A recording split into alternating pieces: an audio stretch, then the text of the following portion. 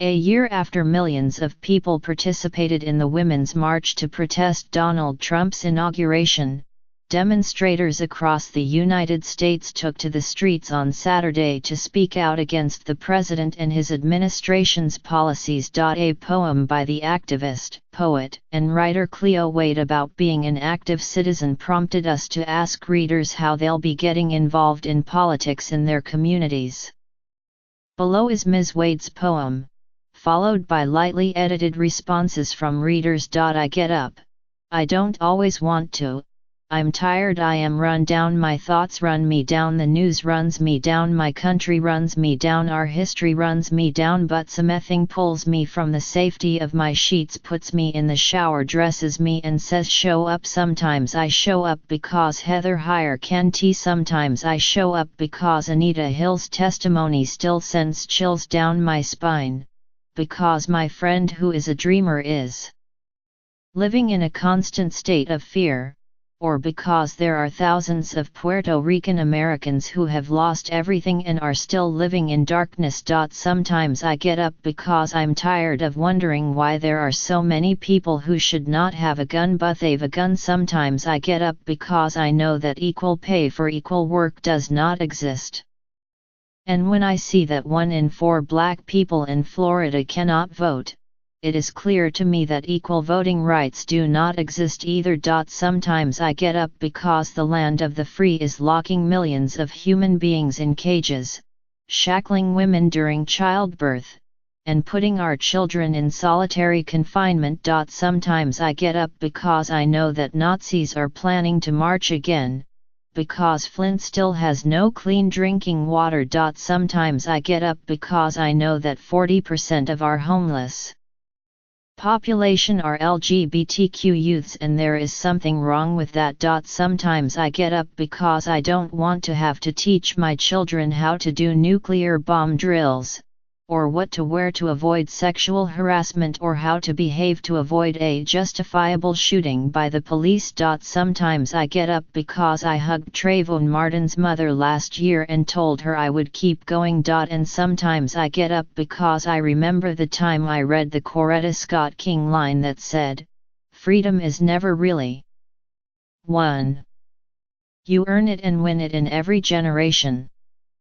So I show up. Some days I am only able to show up for myself when I close my eyes and say, breathe.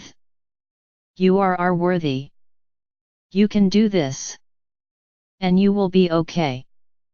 And on the days when I can do more, I do more, I listen more, I learn more, I give more of my time. I give more of my dollars. I give more of my heart. I give more spirit.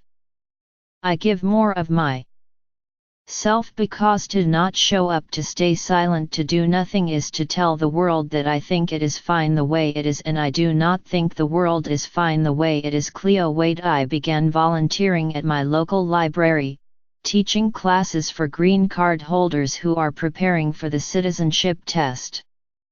Catherine McCauley. Am recruiting voters and taking them to be registered, and if necessary I'll drive them to the polls. I've already got 5 people. Jan Alsbrook Fermany have joined my town's Democratic Committee, and as part of that, made GOTV calls for Alabama's NAACP prior to the special senatorial election in December. Janet Young. Last night I trudged through icy slush to a local union hall to vote for officers in my community's Democratic Committee. Prior to November 2016 I would not even have been aware of events like this, much less participated. But I have canvassed for local candidates and will continue to volunteer to support local candidates for City Council, the VA House of Delegates, and other down-year races. Gone are the days when I felt I'd done enough by, showing up to vote in presidential, gubernatorial, or senatorial elections. Glenn Winters. I am involved with the League of Women Voters. It seems like the best group to become an activist with.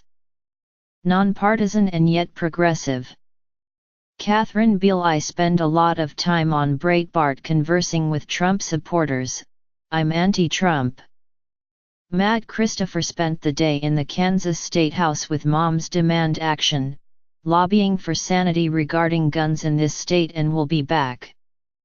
We've also contributed to a number of local campaigns with our time and money, are staying totally informed about local candidates and issues, and will increase our involvement as the fall 2018 election approaches. Margaret Kramer. While I try to make calls to my representative and senators, they are all Democrats, so I mostly focus on the state level. In Illinois we have witness slips where citizens can weigh in on bills that are in committee, so I try to disseminate witness slips that I think will be of interest to people. Even if they don't take the same stance that I do, at least they are getting involved in state-level democracy. David Schwartz. I plan to donate to and volunteer for candidates in swing districts in my state, and participate in my local Dems chapter as a PCO. Christina Mhup founded an activist group dedicated to flipping our congressional seat, NJ7 forward. I work with other grassroots groups on training and get out the vote efforts. I canvassed for the first time in 2017 and became involved in local politics. I also call my congressmen and senators regularly. Posting on FB isn't enough. Margaret Shore Illis. As a pastor, I am grateful to my church board, which has encouraged me to preach more about justice. For example, the Trump administration's refusal to help refugees is morally abhorrent and runs completely against the teachings and moral example of Jesus Christ. I think if more preachers had the backing I have, they could preach with more freedom and honesty against injustice. Not all American Christians or churches support the president. I will continue to speak out. John Van Naas. I worked to get petitions signed to put an anti-gerrymandering proposal on the ballot in Michigan in 2018. Lucetta Franco.